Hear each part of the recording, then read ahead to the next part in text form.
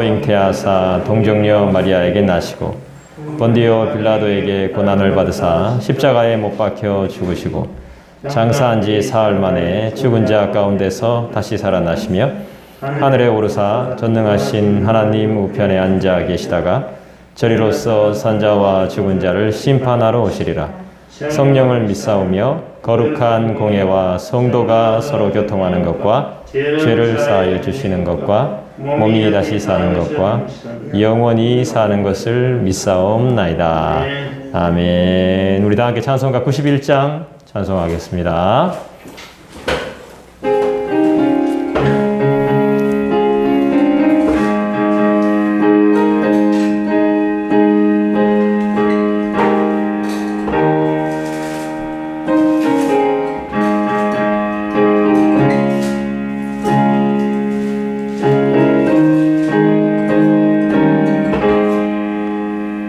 슬픈 마음 있는 사람 예수 이름 믿으면 영원토록 변함없는 기쁜 마음 얻으리. 예수의 이름은 세상의 소망이요 예수의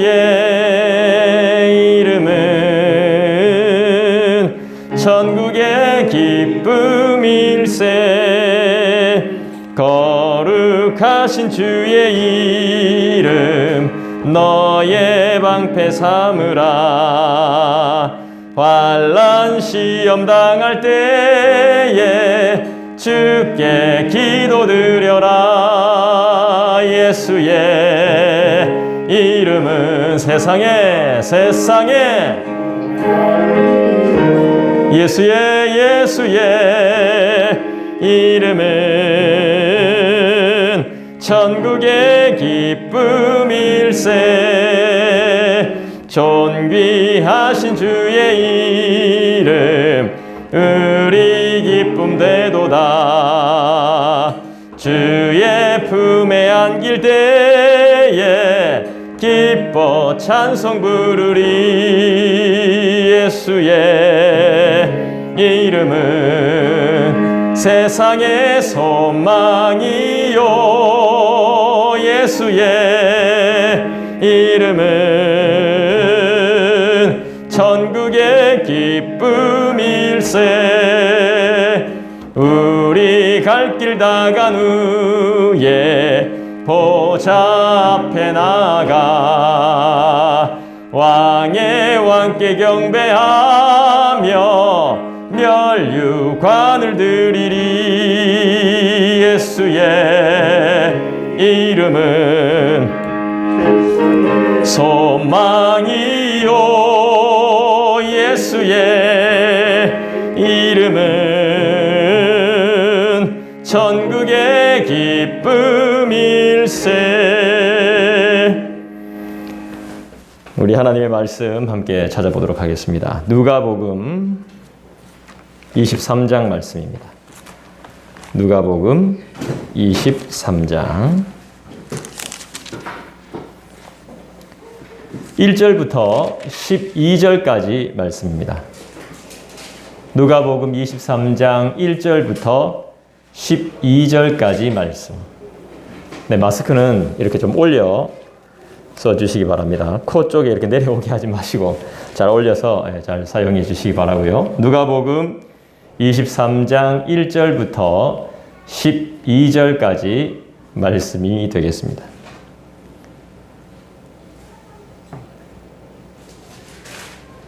다 찾으셨죠?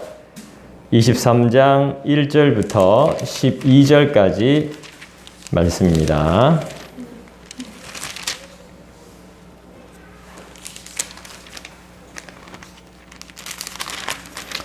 우리 교독해서 읽겠습니다. 제가 먼저 읽습니다. 무리가 다 일어나 예수를 빌라도에게 끌고 가서 고발하여 이르되 우리가 이 사람을 보내 우리 백성을 미혹하고 가이사에게 세금 바치는 것을 금하며 자칭 왕 그리스도라 하더이다.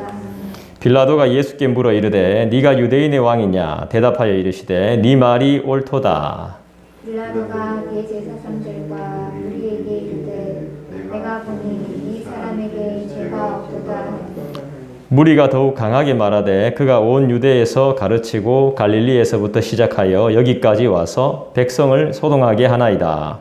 빌라도가 듣고 그가 갈릴리 사람이냐 물어 헤롯의 관할에 속한 줄을 알고 헤롯에게 보내니 그때 헤롯이 예루살렘에 있더라. 헤롯이 예수를 보고 매우 기뻐하니 이는 그의 소문이 들었으므로 보고자 하는지 오래되었고 또한 무엇이냐 이적이 행하심을 볼까 가르치는 증거이라. 여러 말로 물으나 아무 말도 대답하지 아니하시니 대제사장들과 대제사장과 서기관들이 가서 힘써 보고하라. 헤롯이 그 군인들과 함께 예수를 업신여기며 희롱하고 빛난 옷을 입혀 빌라도에게 돌아보내니 헤롯과 빌라도가 전에는 원수였으나 당일에 서로 친구가 되니라. 아멘. 개인 위생을 이제는 이제 단체적인 그런 위생을 하는 것보다 개인 위생을 더 잘 지켜야 되는 그런 시간이 되었습니다. 이거 올려 좀 쓰시라고요. 오 집사님 올려. 이게 안 올려지세요? 그 뒤에 할머니처럼 그렇게 좀 이게 올려질 텐데. 네. 마스크를 잘 올려서 쓰시기 바라요. 될 수 있는 마이크를 마스크를 내리지 마시고. 네. 두 개 했잖아. 예, 개인 위생을 잘 지켜야 됩니다. 교회는 더더욱 더 철저하게 지켜야 됩니다. 예. 그리고 공동으로 쓰는 것은 더 조심해서 사용을 해야 되거든요. 예, 그래서 우리가 또 주일학교 예배까지 지금 잠시 또 쉬면서 서로가 이렇게 불편을 감수하고 있으니까 저는 주일학교 예배가 이렇게 희생당하는 걸 원하지 않거든요. 그래서 그것까지 지금 우리가 포기하면서 하고 있는데 우리가 더 방역을 철저하게 지켜야 되겠죠. 오늘 하나님의 말씀은 누가복음 23장 1절부터 12절까지입니다. 누구 때문인가?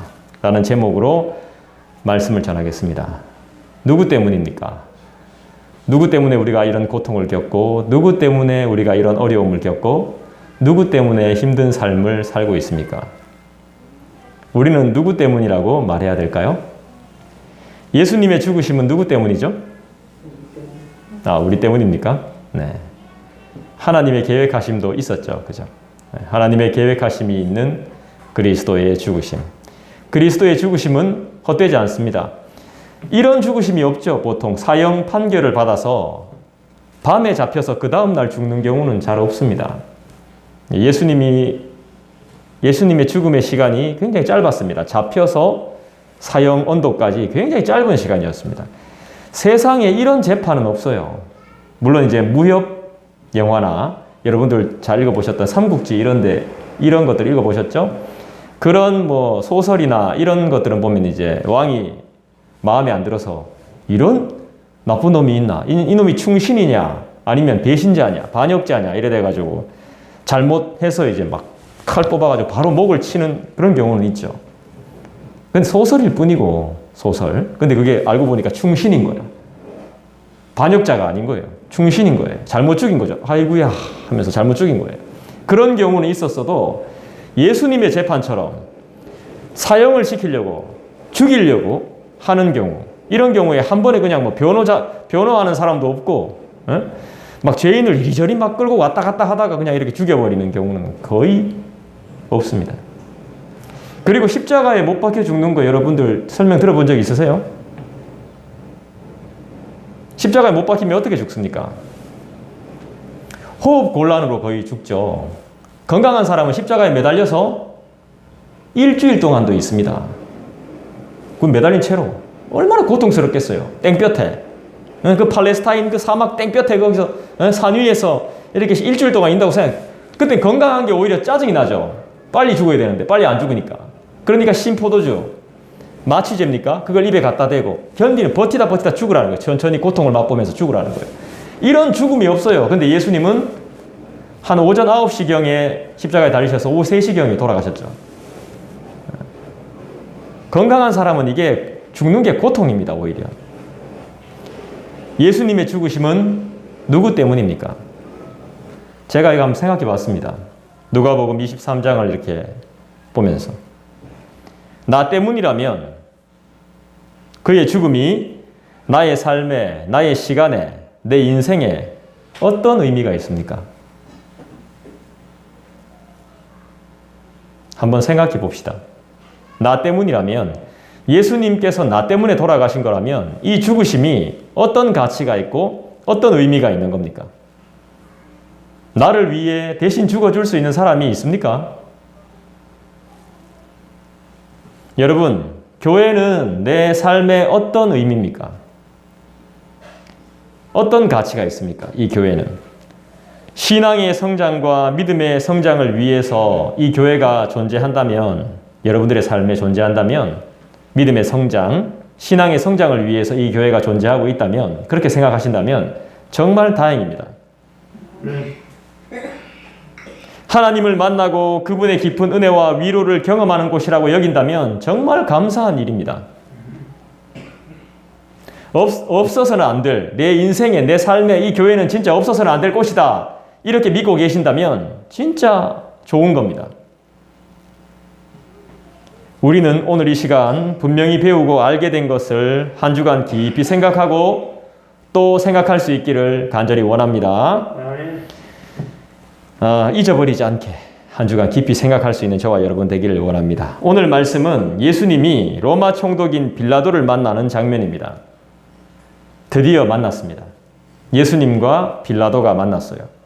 본디오 빌라도, 본디오 필라테스, 빌라도라고 하죠.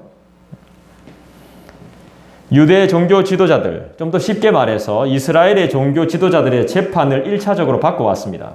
재판도 웃긴 거죠. 공회에서, 재판정에서 받은 게 아니라 관정,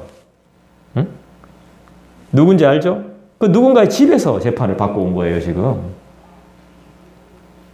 예수님의 재판은 전부 불법이에요.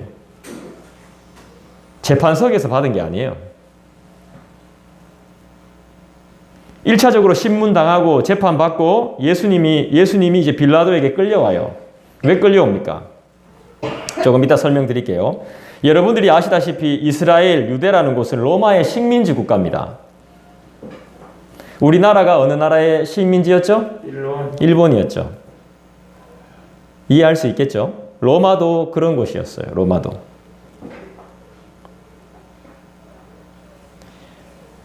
우리나라가 일본의 식민 지배를 받으며 살았던 시대가 있었던 것처럼 이스라엘도 로마의 지배를 받으면서 살고 있습니다. 로마 황제를 대신해서 누가 지금 이 이스라엘 땅을 통치하고 있죠? 본디오 빌라도 총독으로 와 있죠. 일본은 우리를 통치할 때 누가 와 있었습니까? 조선 총독부 총독 이토 히로부미 맞습니까? 네, 이런 총독 이해하시겠죠? 여기까지. 네, 우리가 일본의 지배를 당하는 것처럼 지금 이스라엘도 유대 나라도 로마의 식민지로 살고 있는 거죠. 오늘 본문을 한번 살펴보면요. 두 인물이 수도 없이 등장합니다. 두 사람. 오늘 우리가 읽은 본문에 두 사람이 계속 등장해요.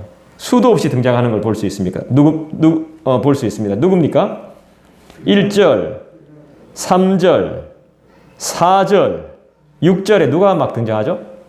네, 빌라도가 등장하죠. 그 다음에 7절, 8절에 보니까 헤롯이란 사람이 등장하고요. 11절, 12절에 보니까 헤롯, 빌라도가 동시에 등장하고 있습니다. 이 두 인물이 상당히 많은 분량을 차지하고 있습니다. 2절 봅니다. 같이 읽겠습니다. 시작. 고발하여 이르되 우리가 이 사람을 보매 우리 백성을 미혹하고 가이사에게 세금 바치는 것을 금하며 자칭 왕 그리스도라 하더이다 하니. 자, 1절 보시면 무리가 다 일어나서 예수를 빌라도에게 끌고 왔다고 하고 있습니다. 빌라도에게 끌고 와서 2절을 이야기하고 있습니다. 예수님을 빌라도에게 끌고 온 이유 3가지입니다. 재판해달라는 것입니다. 빌라도한테. 로마 총독인 빌라도에게 예수님을 좀 재판해달라고 이야기하고 있습니다. 그 재판의 이유는, 고발하는 이유는, 예수님을 고발하는 이유. 2절의 첫 번째 뭐라고 시작하죠? 고발이라고 딱 나오잖아요. 고발하여 이르되, 예수님을 고발하는 거예요. 고발하는 세 가지 이유가 등장합니다. 2절에. 뭐죠? 첫 번째가? 그렇죠. 백성들을 미혹하고 있다는 것입니다. 백성들을 미혹한다는 게 뭐죠? 사회 질서를 깨뜨리고 있다는 거예요. 이 예수라는 작자가. 이 예수라는 사람이 백성들을 막 혼란스럽게 하고 있다는 거예요.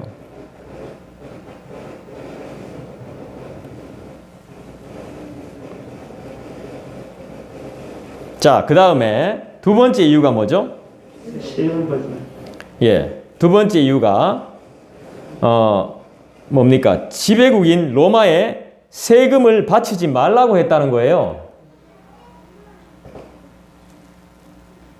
진짜 그랬나요? 예수님이 세금 바치지 말라고? 그러니까 법을 무시했다는 것이죠. 로마 법을 무시했다는 것입니다. 예수님이. 가이사의 것은 가이사에게. 기억납니까? 예수님이 세금 바치지 말라고 말한 적 없습니다. 그리고 예수님이 백성들을 미혹했나요?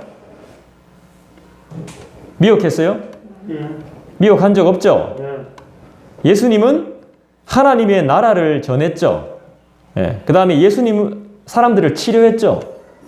그 다음에 뭐 빌라도가 다른 복음서에서 묻습니다만은 진리가 뭔데? 예수님한테 이렇게 질문했거든요. 진리가 뭐냐고. 나는 진리를 전한다 했더니 빌라도가 진리가 뭔데? 이렇게 물었어요. 근데 진리가 뭐냐는 말은 진리가 무엇이냐? 이렇게 묻는 게 아니에요. 진리가 밥 먹여주냐 이 말이에요. 네가 지금 죽을 판인데 내한테 말만 잘하면 사람들이 너를 지금 치고 때리고 죽이려고 하고 있는데 지금 나한테 빌어야 네가 안 죽는데 진리가 뭔데? 진리가 밥 먹여주냐 지금 닌 죽을 판이야. 정신 차려라 이 말이에요. 빌라도가 예수님한테 그런 말을 합니다. 다른 복음서에 보면 나옵니다. 우리가 다른 복음서를 또 다루게 되겠죠. 누가복음은 삭제한 것들이 되게 많아요. 그래서 다른 복음서를 좀 이렇게 첨가해서 봐야 되는데 저는 다른 복음서를 많이 보지 않겠습니다.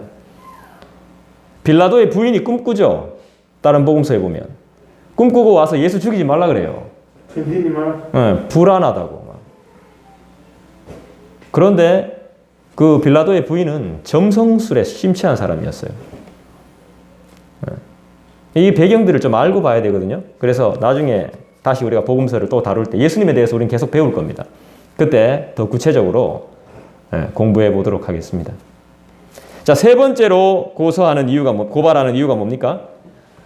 이건 조금 심각한 거죠. 자칭 왕 그리스도라 한다는 거죠. 지금 여기 왕이 있습니까? 없습니까? 로마의 황제가 있고 이스라엘의 왕이 있어요? 없어요? 있잖아요. 분봉왕이 있잖아. 분봉왕이 몇 명입니까? 3명이죠, 3명. 그러니까 지역을 이렇게 맡아서 다스리는 왕이 3명이나 있단 말입니다. 그런데 또 예수도 왕이래. 이러면 골치 아파지는 거예요. 종교적인 문제는 로마가 안 다뤄요. 너희들끼리 해결해야 돼요. 이스라엘끼리. 그런데 정치적인 문제를 가지고 오면 상황이 달라지는 거예요.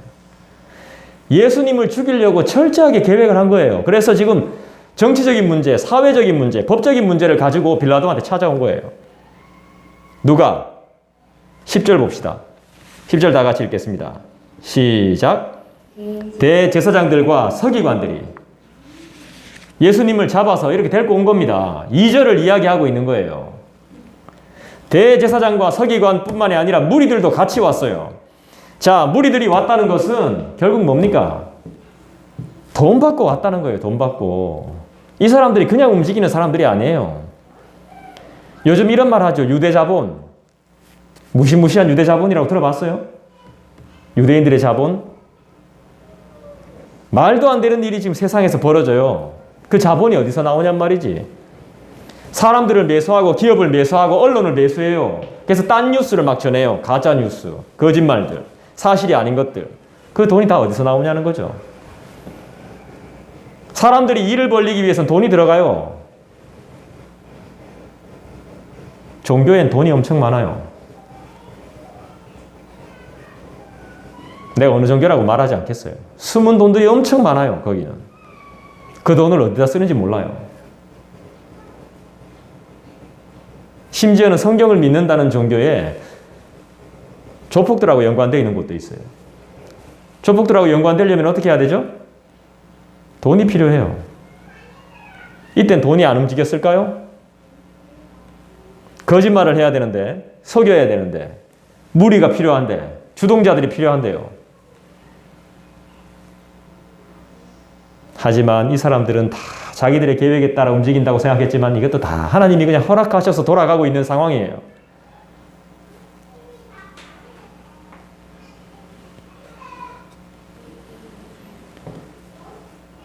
자기 스스로 왕이라고 로마 황제의 왕권에 도전하고 있다는 것입니다. 유대 지역에 분봉왕도 있는데 자기가 왕이라는 거죠. 반역죄에 해당한다는 것이죠. 제가 알기로는 예수님이 내가 왕이다 라고 말한 적은 없는 것 같은데 다른 사람들이 그래 물었지. 네가 왕이냐? 이렇게 물었지. 내가 왕이다. 이렇게 말한 적은 없는 것 같은데 다시 한번 제가 성경을 찬찬히 읽어보도록 하겠습니다. 이스라엘 종교 지도자들은 정치와 사회와 법적인 문제를 들고 예수님을 죽이기 위해 빌라도를 찾아온 것입니다. 왜지요? 결국 자기들은 예수님을 죽일 수 있는 권한이 없거든요. 식민지 국가이기 때문에 로마의 힘을 빌려야 되거든요. 사형을 시킬 수 있는, 집행할 수 있는 권한이 없습니다. 유다는, 이스라엘은 사형을 못 시킵니다. 사람을 죽일 수 없습니다. 그 집행권은 로마 총독에게 있는 겁니다. 그래서 빌라도에게 사형을 청탁하기 위해서 지금 온 겁니다. 여기서 우리가 오늘 등장하는 인물들을 살펴볼 필요가 있습니다. 먼저 빌라도입니다. 빌라도. 저는 항상 그런 생각을 했었습니다. 한 번씩. 빌라도가 뭐 그래 잘못했지? 이 사람이 예수님을 죽였다고 볼 수 있는가? 이렇게 생각을 많이 했어요. 그런데 여러분 빌라도 실제로 본 적 없죠? 네, 저도 본 적 없습니다. 영화로 봤습니다. 패션 오브 크라이스트에 보면 이제 빌라도가 등장하는데 그때 약간 이제 머리를 빡빡 밀고 나옵니다. 근데 머리를 빡빡 밀었지만 막 반항적이거나 그런 모습이 아니었어요. 상당히 좀 선한 눈빛. 어떻게 해야 되지? 막 고민하고 막 고뇌하는 그런 모습으로 빌라도가 비춰져요. 근데 실제로 성경에 등장하는 빌라도는 그렇지 않습니다. 우리가 누가복음을 여러분들이 찬찬히 보셨을 때 기억하신다면 빌라도가 어떤 짓을 했는지 여러분 조금씩 알 수 있을 겁니다. 어떤 인물인지.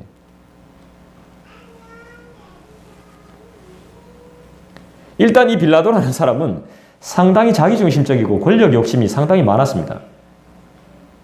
대단한 사람입니다. 행정도 탁월하고 싸움도 잘합니다. 창을 잘 다루는 군인이기도 하고 정치를 아주 잘하는 행정가이기도 합니다. 지금은 비록 로마 본부에서 일하지 못하고 유대에 파견 나와 있지만 이 사람은 야망이 있는 사람이에요. 로마 중심에서 일하고 싶은 엄청난 야망이 있는 사람입니다. 빌라도라는 사람은. 어떻게 알 수 있냐 하면 보통 총독으로 부임할 때 이스라엘 사람들과 하고 잘 지내기 위해서 아주 겸손하게 부임합니다. 자기가 믿고 있는 우상 이런 것들 신 드러내지 않습니다. 보통 이 이스라엘에 올 때. 왜냐하면 이 이스라엘 유대 사람들은 엄청 까탈스럽거든요. 우리 주위에 있는 사람보다 더 까탈스럽다고. 유대 민족들. 정말 별난 사람들이야, 이 사람들은. 말도 안 되는 짓 하면 돌 들고 치는 사람들이라고. 엄청 무서운 사람들이에요. 당도 많죠. 독립군도 있습니다. 그리고 칼 차고 다닙니다. 이스라엘 사람들을 그렇게 쉽게 보면 안 돼요. 그러니까 여기 들어올 때는 아주 겸손하게 이 제사장들과 서기관들하고 잘 지내기 위해서 이래 들어오는데 빌라도는 그렇게 안 들어왔어요. 딱 들어올 때 뭐 들고 들어오냐? 로마 황제의 얼굴이 새겨진 국기. 이거 유대인들을 자극할 수 있거든요. 딱 들고 들어와요. 그 다음에 예루살렘 성전에 군대를 배치해요. 아주 무서운 사람이에요. 이 사람 보통 사람 아니에요. 유대인들보다 더 까탈스러운 사람이에요. 이 빌라도라는 사람이. 그리고 어떻게 하죠? 제사 지내잖아요. 그죠? 예루살렘 성전에서 제사 지낼 때 제물 드리잖아요. 제물 드릴 때 제물 피가 나오지 않습니까? 그 피를 그냥 하나님께 드려야 되잖아요. 근데 그거를 제사 지내는 사람을 학살해요. 범죄자로 지목해가지고. 빌라도가 학살을 한다고. 대량 학살합니다. 유대인들. 그래서 하나님께 올려드려야 할 제물의 피와 사람의 피를 섞어서 막 그걸 예수님한테 제자들이 보고했잖아요. 빌라도라는 사람이 사람의 피와 제물의 피를 섞어서 막 제사단에 드렸습니다. 빌라도가 그런 사람이에요. 하나님을 우습게 보는 사람이에요. 근데 영화는 그렇게 안 보여주죠. 빌라도는 치독스러운 인물입니다. 야망과 욕심과 권력이 있는, 그리고 이 빌라도라는 사람은 보통 이 유대 총독으로 오면 임기가 우리 대통령 임기와 똑같습니다. 5년.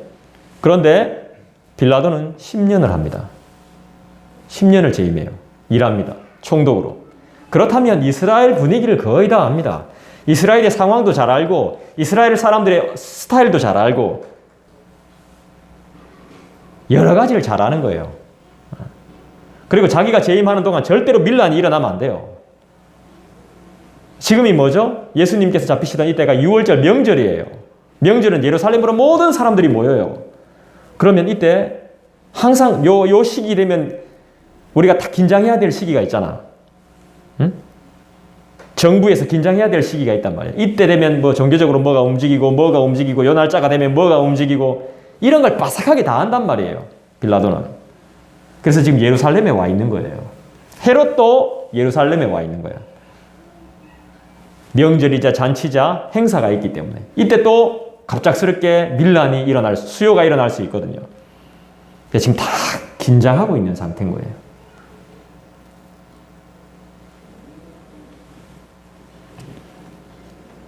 그러니까 빌라도라는 사람은 종교의식, 예배와 하나님에 대해서 관심이 없는 사람이에요.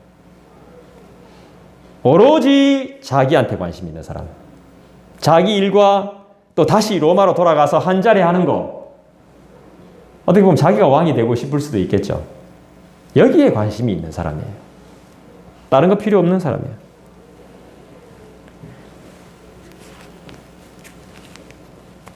자, 이 빌라도라는 사람이 예수님을 만났습니다. 대제사장과 서기관들이 세 가지를 고발합니다.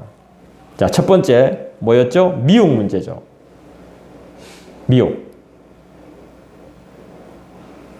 빌라도가 예수님을 보니까 크게 사람을 미혹할 만큼 생기지 않았습니다. 잘생기지 못했다는 거죠. 뛰어나지 않아 보인다는 거지. 그래서 이거는 그냥 넘어가요. 관심 없어요, 더 이상. 자, 2번. 세금 문제. 이거는 조금 민감할 수 있죠. 로마에 세금을 안 낸다는 건 말이 안 되는 거예요. 그런데 아직까지 세금을 안 낸 그런 정황이 포착되지 않았어. 만약에 세금을 안 냈다면 그 단체를 무력, 군사력을 통해서 초토화시키면 그만인 거예요. 돈 다 뺏어오면 돼요. 이것도 문제가 안 돼. 끝. 자, 세 번째. 뭡니까? 왕이래. 이거는 이제 조금 문제가 달라지는 거죠. 근데 딱 보니까 왕 같지 않아. 옷도 왕의 옷이 아니야. 자, 보통 왕이라면 어떻습니까? 군사를 이끌고 사람들을 통치할 수 있는 능력과 실력과 힘이 있어야 되는데 이렇게 왕이면 잡혀오지 않아. 그러니까 왕도 아니야. 빌라도는 아주 명석한 사람이에요. 똑똑한 사람이에요. 그래서 사람을 딱 보면 알아요. 이 자리까지 오려면 그냥 허투루 온 사람이 아니야, 이 사람은. 딱 보니까 왕이 아니야. 원장님이 아니야. 그냥 교사야. 예, 그런 거야. 어? 그러니까 우리가 볼 때 이런 거죠. 좀 미안한 이야기입니다만 허경영 씨 보는 느낌. 약간 종교에 심취한 또라이 정도로 보는 거죠, 빌라도는. 그래서 어떻게 합니까? 다음 성경을 봐야죠. 3절에 봅시다. 빌라도가 예수께 물어 이르되 네가 유대인의 왕이냐? 이렇게 물어요. 1번, 2번은 제목이 안 돼. 그래서 물으니까 예수님이 그냥 네 말이 옳다 그랬죠. 그러면서 빌라도가 생각하는 거죠. 이 왕 정도가 아닌데. 자, 4절 봅시다. 빌라도가 대제사장들과 무리에게 이르되 내가 보니, 빌라도가 봤다는, 내가 가만히 이래 보니까 이 사람에게 죄가 없다. 무죄를 선고합니다.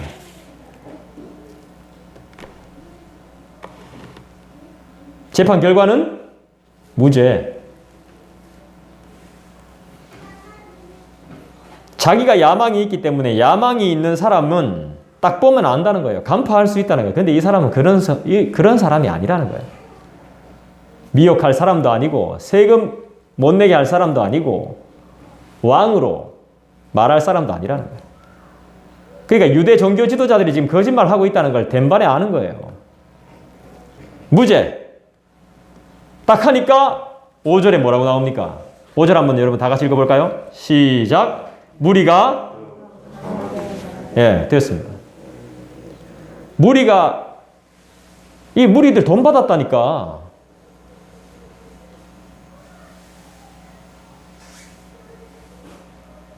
무리들 돈 받았어요.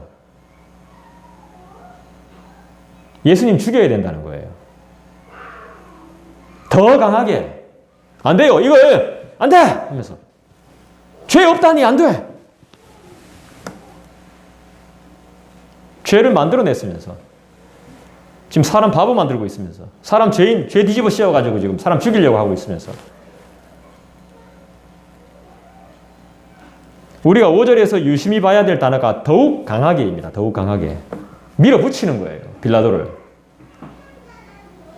이미 끝난 판결을 뒤집는 거예요. 더 강하게 몰아가는 것입니다. 죄 없는 사람을 죄로 뒤집어 씌우는. 요즘 죄인 만드는 건 프레임이에요. 프레임. 틀을 갖다 그냥 그 사람을 씌워버리면 죄인 돼버리는 거예요. 무리가 들고 일어나니까 결정을 해야 되는 사람 입장으로서는 정말 피곤한 겁니다. 골치가 아픕니다. 아, 이거 자기들의 종교 문제 가지고 찾아와가지고 진짜 이게 뭐 하는 짓인가. 6절 볼까요? 빌라도가 듣고 5절 보면 무리가 더욱 강하게 말하되 그가 온 유대에서 가르치고 갈릴리에서부터 시작하여 여기까지 와서 백성을 소동하게 하나이다. 막 강하게 막 밀어붙이는 거예요. 그러니까 6절에서 뭐라고 말합니까? 읽어봅시다. 빌라도가 듣고 그가 갈릴리 사람이냐 물어. 여기서 핵심은 또 갈릴리가 되는 거죠. 갈릴리. 갈릴리를 통치하는 사람. 빌라도는 갈릴리가 자기 구역이 아니에요. 이제 헤롯이 등장합니다. 갈릴리를 행정적으로 통치하는 사람이 헤롯입니다. 헤롯.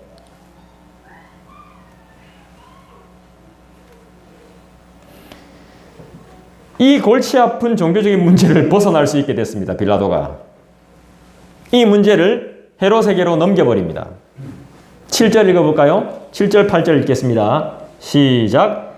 헤롯의 관할에 속한 줄 알고 헤롯에게 보내니 그때 헤롯이 예루살렘에 있더라.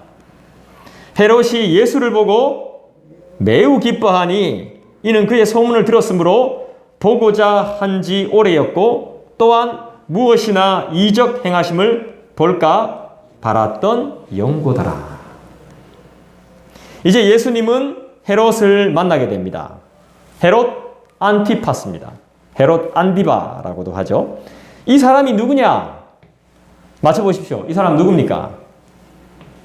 세례 요한의 목을 잘라서 순교시킨 사람입니다.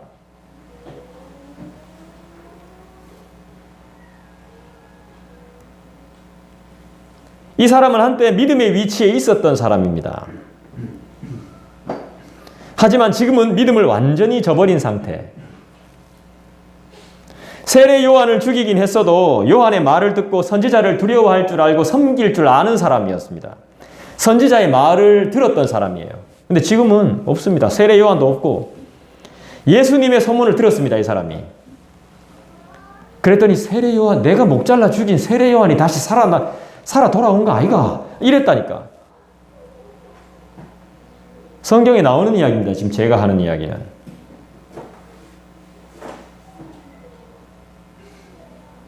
그런데 그냥 거기까지였어요.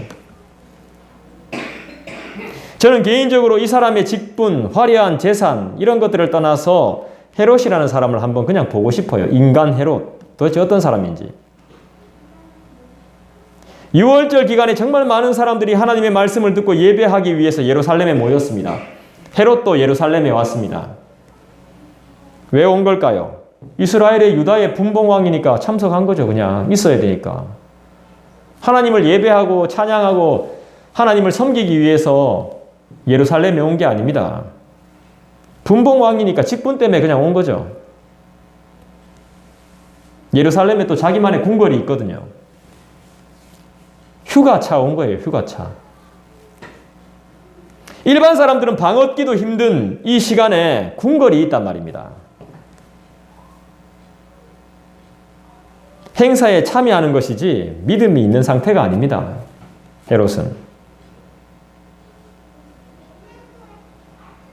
예수의 소문을 들었습니다. 보고 싶었는데 실제로 만나니까 아주 기뻐합니다. 원어로 보면 아이처럼 좋아했다 합니다. 예수님을 딱 처음 만나자마자 막 이렇게 아이처럼 와 하면서 막 이렇게 좋아하는 것처럼 그 정도로 좋아했답니다. 헤롯이. 그런데 이 기쁨도 잠시 나중에는 예수님을 희롱합니다.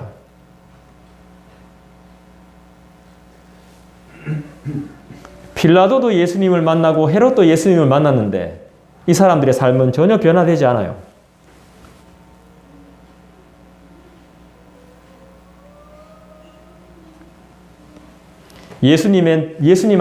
헤롯이 예수님한테 관심을 가졌던 건 진리가 아니라, 말씀이 아니라 뭘 보고 싶었던 거죠? 기적을 보고 싶었던 거죠. 이적 행하는 걸 보고 싶었던 거예요. 마술 부리는 거. 소문 들어보니까 사람 고치고 막 사람 살린다는데 그거 보고 싶은 거예요. 그런데 예수님이 아무 말도 안 해요. 우리와 마찬가지입니다. 보여지는 뭔가가 없으면 우리도 실망할 때가 적지 않습니다. 근데 예수님이 아무것도 보여주지 않아요. 9절 읽어볼까요? 같이 읽겠습니다. 시작. 여러 말로 물으나 아무 말도 대답하지 아니하시니. 예수님이 사람 만나셨을 때 아무 말 안 하신 적이 거의 없습니다. 근데 헤롯 만났을 때 아무 말도 안 합니다. 말할 가치가 없는 거죠. 이 사람의 상태를 예수님은 분명히 알고 계시거든요. 여러분도 아니다 싶으면 절대 말 안 하죠. 이 사람 아니다 싶으면. 아무 말도 아무것도 안 합니다. 예수님이 다 아시는 거죠. 헤롯이 어떤 사람인지. 헤롯은 예수님의 소문만 듣고 이제야 만나보게 됐죠. 근데 예수님에 대해서 잘 몰라요. 소문만 들었지. 그런데 예수님은 헤롯에 대해서 잘 알아요. 예수님이 헤롯을 가리켜 뭐라고 했을까요? 세례 요한의 목을 쳐서 세례 요한을 죽였을 때 예수님은 헤롯을 여우라 그랬어요. 여우. 예수님은 이미 알고 계셨던 거예요. 그러니까 하나님이시죠. 예수님은. 예수님은 우리를 다 알고 계십니다.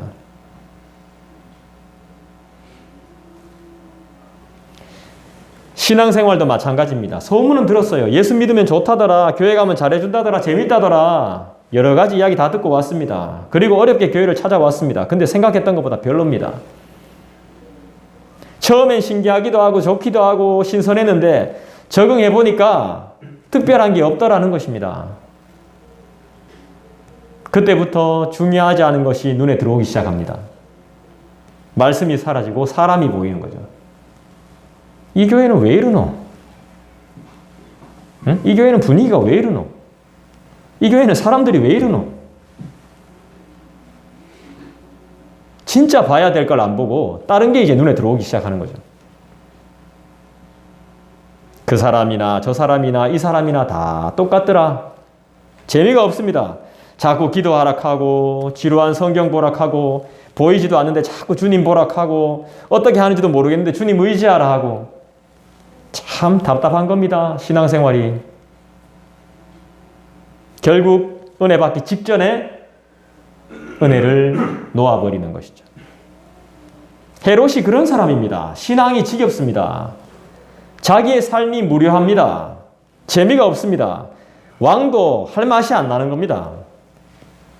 그래서 소문으로 듣던 예수를 만나서 기분 좀 풀라고 했는데 이것도 아닌 겁니다. 그걸 지켜보고 있는 대제사장들과 서기관은 헤롯에게 닥달합니다. 10절 볼까요? 같이 읽겠습니다. 시작. 대제사장들과 서기관들이 서서 힘써 고발하더라. 헤롯은 지금 재판할 마음이 없어요. 굿이나 보고 떡이나 먹으려고 해요. 그냥 맛을 부리는 거. 신비로운 그냥 일 벌이는 거. 예수님이 그런 거 보여주기를 원해요. 그러니까 대제사장과 서기관들이 옆에서 보고 막 이거 지금 뭐 하는 거야? 지금 재판해야 되는데. 이 사람 빨리 때려 죽여야 되는데 지금. 예수 죽여야 되는데 이 지금 엉뚱한 짓 하고 있거든. 한번 손에서 불 한번 장풍 한번 써볼래? 막 이러고 있거든.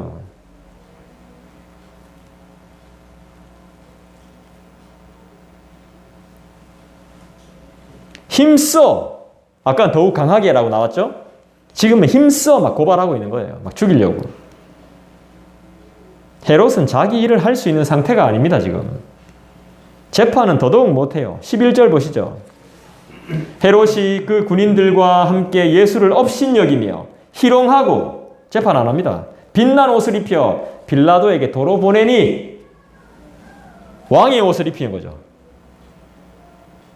예수님께 장난이나 칩니다. 그리고 다시 빌라도에게 넘겨버립니다. 여러분, 질문이 있습니다. 원수는 친구가 될 수 있습니까?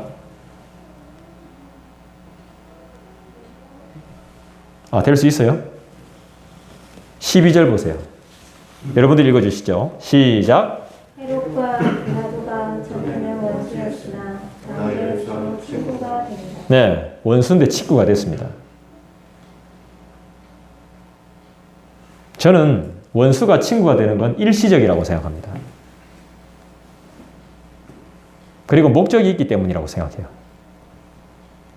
두 가지입니다. 두 가지.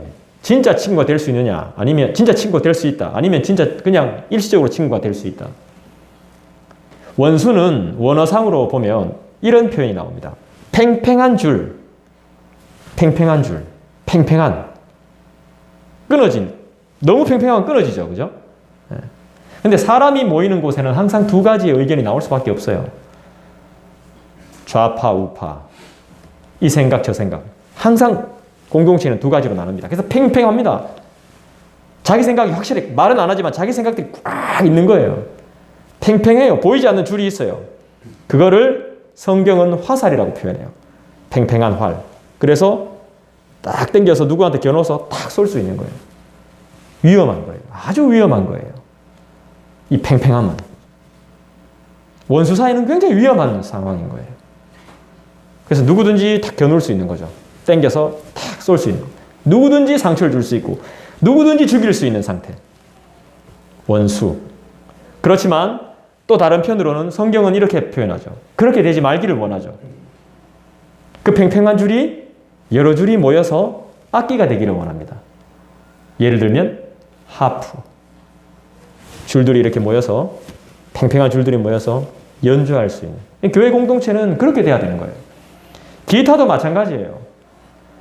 이 기타 줄 상당히 팽팽해요. 조율을 제대로 하면. 그래서 딱 짚으면 아파요. 바이올린도 마찬가지죠. 우리 주님은 그런 공동체가 되기를 원해요. 자기 생각들로 똘똘 뭉쳐가지고 팽팽하게 있을 게 아니라, 끊어질 정도로 그렇게 있을 게 아니라 함께 연주하기를 원하시죠.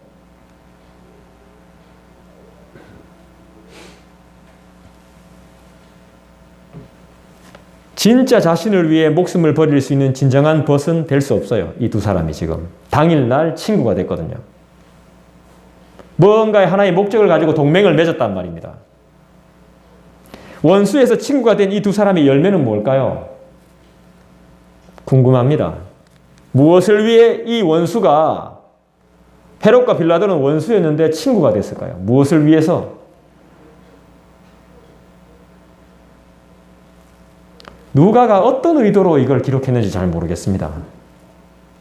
분명히 무슨 의도가 있는 것 같은데, 누가는. 이 성경 기자는 뭔가 분명히 의도를 가지고 싹 이렇게 써놨어요. 이 두 사람은 누구 때문에 친구가 됐죠? 예수님 때문에 친구가 됐어.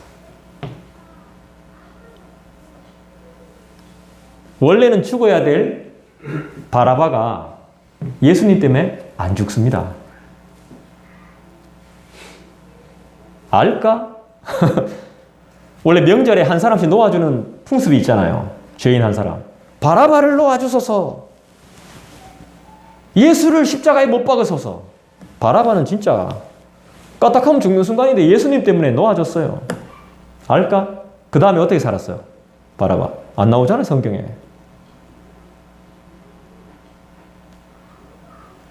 빌라도는요? 빌라도는 이후에 어떻게 됐을까요?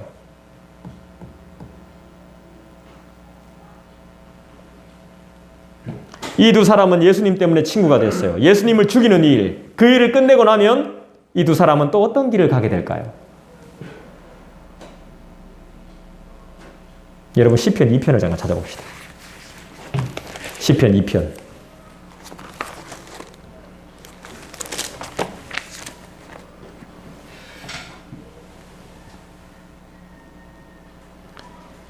시편 1편은 우리가 너무 잘 아는데 시편 2편을 잘 몰라요.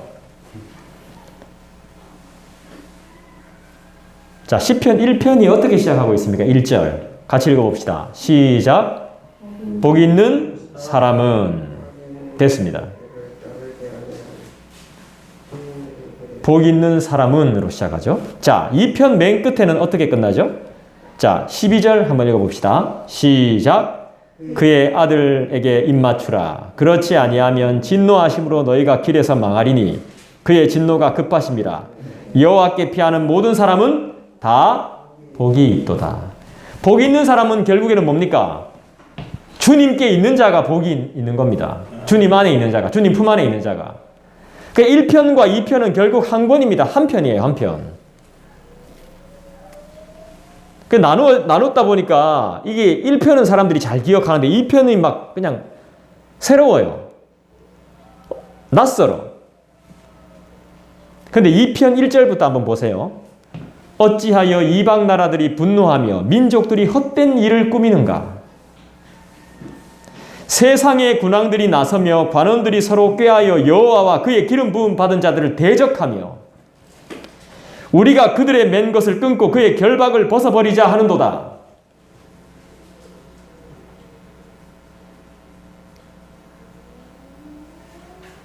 어찌하여 이방 나라들이 분노하며 민족들이 헛된 일을 꾸미는가? 여러분, 모든 나라와 모든 이방인들은 헛된 일을 꾸밉니다. 그 헛된 일이 뭐냐? 세상의 군왕들이 나서며 관원들이 서로 꾀하여 주님과 주님을 믿는 자들을 괴롭히는 일입니다. 세상은 그런 곳입니다, 여러분. 어떻게든 우리를 죽이려고 하는 곳이 세상입니다.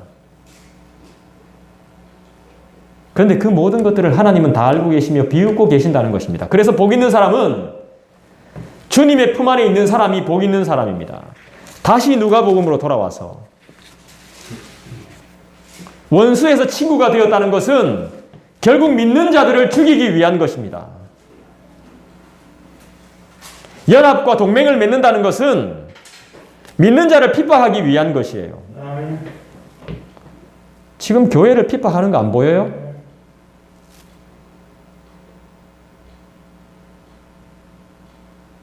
여러분은 어떤 길을 가고 계십니까? 지금 어떤 생각을 하고 있습니까? 이 두 사람은 또 어떤 길을 가게 될까요? 빌라도와 헤롯은. 우리는 어떤 길을 가야 되는 겁니까? 이미 시편을 통해서 우리는 다 배웠습니다. 빌라도는 예수님의 재판 때문에 자신의 모든 것을 잃어버려요. 이 재판 끝나고 나서 빌라도 어떻게 되는지 아세요? 유배당합니다. 유배당해서 거기서 자살해요. 쓸쓸히. 다른 복음서에는 이 사건이 일어날 때 가룟 유다가 찾아와요. 그러면서 은 30을 돌려줘요. 그리고는 자살해요.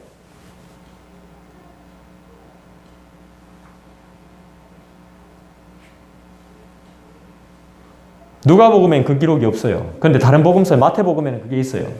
27장이지 싶어요.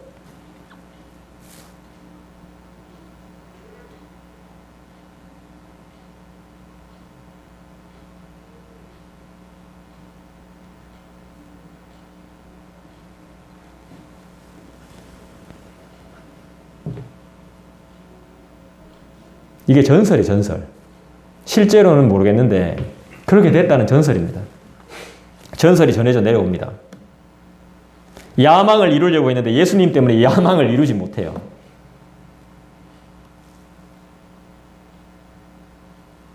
자꾸 눈 비비시면 안 됩니다.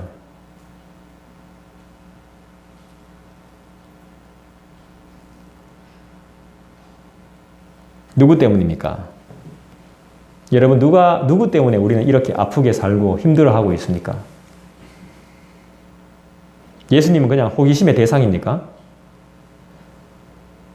그냥 나의 문제를 해결해주는 그냥 한 존재? 예수님은 내 삶에 어떤 가치가 있습니까? 예수님을 직접 만나는 특별한 기회를 얻었지만 인생의 어떤 변화를 여러분은 경험하고 계십니까? 사랑하는 여러분의 삶에 크지는 않더라도 작은 변화를 기대해도 되겠습니까? 아무것도 의지할 수 없는 절박하고 겸손한 마음을 가진 사람에게 예수님과의 만남이 놀라운 변화가 임할 줄 믿습니다. 나의 인생이 완전히 달라지는 기회임을 믿습니다. 이번 한 주간도 오늘 배웠던 말씀을 기억하고 여러분의 말씀으로 삼아 하루하루를 살아가는 저와 여러분 되기를 간절히 소원합니다. 기도하겠습니다. 아버지 하나님, 뭔가를 보여달라고 했던 사람에게는 아무것도 아무 말도 하지 않으셨습니다.